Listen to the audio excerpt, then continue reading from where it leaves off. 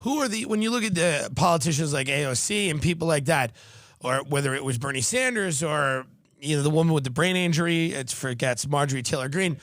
Who are the people that you, and I don't know that she has a brain injury. I'm speculating that she has some form of autoimmune disorder, but it is entertaining, and I have no problem with it. I think middle-aged women should go off a little bit, and that's a disagreement I've had. I think women, after they can't have children, should get a little flighty and nuts, and a little offensive, quite honestly.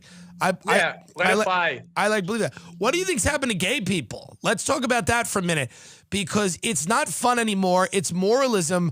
I have to tell people how to live. It's very hard for me to take balls out of my mouth and then tell people how to live. I don't feel like it's my job. I like going to Florida and eating shrimp. But now people want me to go to libraries and talk to children and help them realize who they are. It's not my job, and I don't care. So what is this? It used to be kind of fun, and now it's become this really office politics, bureaucratic, very language-driven, kind of like, it's weird and strange, and I don't understand it, and I don't like it. It's really sad. Like, whatever is shitty and cringy and repressive and weak about liberal politics, it finds its like lowest point, like its zenith in gay institutional politics. Right. Which is really sad because like we're basically the same age. I think you're like 5 or 10 years older than I am, obviously. How old are you? What? How old are you? 27. How old are you? 16. So you're wrong. Yeah, so you're right. I stand corrected. So like I'm a little older than you. Yes, thank you. Like when gay politics was subversive by necessity. Harvey Milk. Radical. Yes. Interesting. Yeah, and like Larry Kramer and like AIDS activism. Yes. And Andrew Sullivan to a degree as well.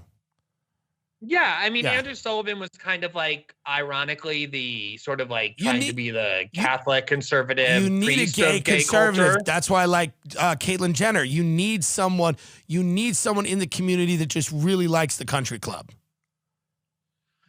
Yeah, well, and you also want like diversity, right? Like that's the whole point of a liberation movement, is not to be constrained in captivity, but to be free in your expression of whatever you do.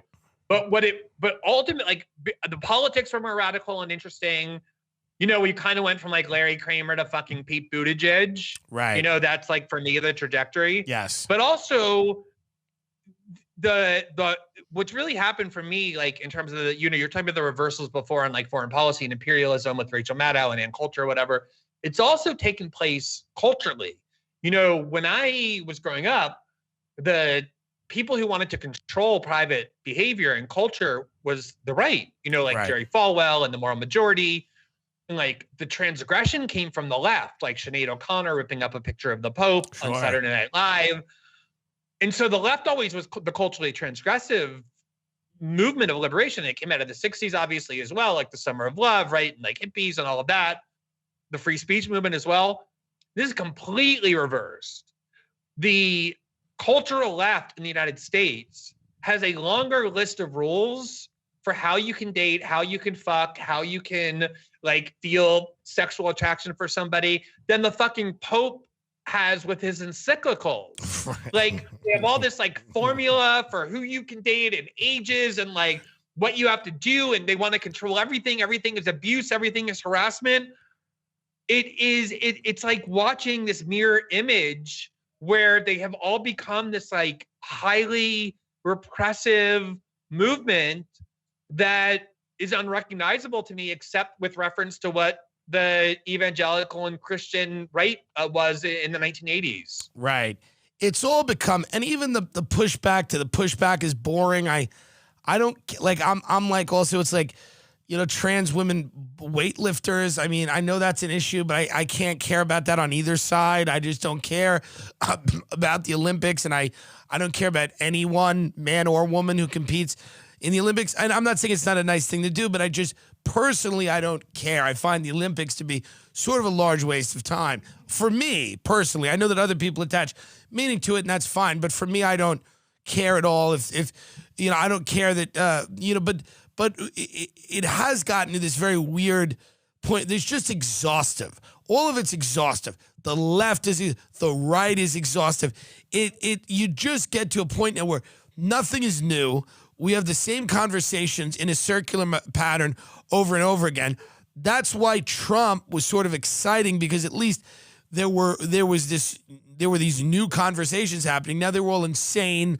The people with QAnon were clearly lost their minds, and Russiagate as well. What do you make of how we come out of this pandemic? How do you think personal freedoms and kind of this alliance we see now between big tech and big pharma and health policy and these very powerful, wealthy people like Bill Gates, how do we emerge from this pandemic?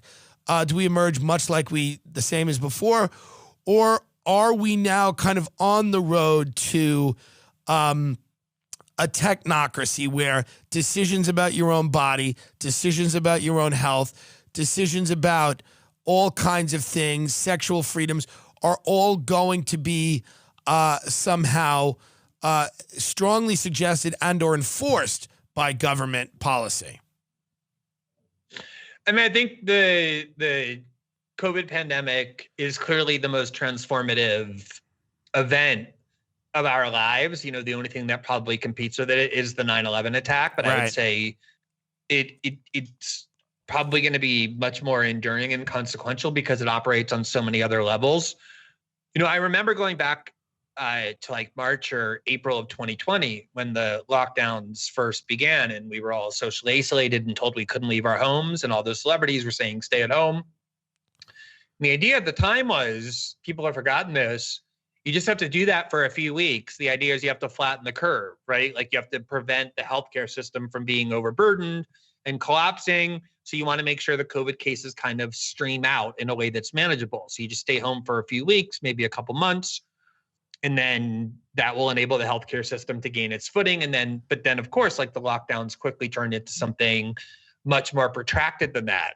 And back in, March and April of 2020, it was obvious to me, there was like a taboo, like Trump was saying, and I think Boris Johnson was as well, before he almost died of COVID, that look, we want to make sure people don't get COVID, but like locking people in their homes for months at a time is going to have its own huge costs. It's going to destroy the economy, right? Which makes people sick. It shortens people's lifespan. It causes people to be depressed. It causes mental health illness. There was already huge increases in mental health pathology in the West. Every indicia of like suicide, depression, anxiety disorders, addiction, alcoholism, everyone was already skyrocketing before the pandemic happened. So then you take everybody and you kind of exacerbate all of the deprivations that modern society is imposing on people. The lack of connectivity, the lack of purpose. We don't have like churches anymore, or synagogues, or labor unions, or like we all live in these tiny little isolated hovels, right? Where we're with really unfulfilling jobs. That's what's causing these mental health pathologies. People can't get married until they're like 40, if they get married at all. They have to live with their parents. So this exacerbated everything. And I interviewed two mental health experts, Johan Hari and Andrew Solomon, and they both said this refusal to take into account the cost on the other side of the ledger from lockdowns, isolation, and the like is mind-boggling, because probably it's going to be at least as significant as the number of deaths or debilitating effects from COVID. And no one wanted to hear that. You weren't allowed to do anything other than singularly focus on the danger of COVID. And it reminded me a lot of like the first few years after 9/11. The reason why mostly I began writing was because there was this obsession on safetyism. Like, oh my God, we're so scared of terrorists. We're ready to dismantle our entire system of government and our culture and our constitutional order in order to protect against it. When the whole time, even at the height of terrorist activity in like 2002, 2003, the chances that you were going to die of it in a terrorist attack if you were an American was less than literally the chance that you would die by getting hit by lightning, or like going out to dinner and eating some contaminated food and dying of it. It was always radically exaggerated, but by forcing everybody by scaring the shit out of everybody, basically, it turned Americans into this like completely submissive, acquiescent population. So that conservatives who like 4 years earlier were like, don't come onto our land, we're going to use our guns to, we're like meekly taking off their fucking shoes at airports and doing whatever they were told. You saw this like compliance that came from this collective fear. And exactly the same thing happened with COVID, but so much worse. Not only did people just stay at home for a year, like my kids, missed an entire year of school. Like think about what that's going to do to, hundreds of millions of kids around the world. But also, Tim, I think what it really did is it centralized power in the hands of already, basically omnipotent institutions of authority, so that you are no longer allowed to even question the pronouncements of Fauci or the World Health Organization, or you would be banned from the internet. Right. And everybody was happy with that. Everybody was fine with that, even though they proved so often to be wrong. And then you had these corporate giants like Amazon and Google and, Walmart that consolidated their power so much more as small businesses just died everywhere. And so now the whole country is like a country of serfs and renters who work for like a handful of tiny corporations with no competition. Everybody's enslaved to these like monopolistic authorities and has been trained to obey authority more than ever because they've been convinced that it's the only way they can survive. So politically, culturally, psychologically, and in every other way, I think the enduring effects of this are going to be much deeper and much longer than people realize right now.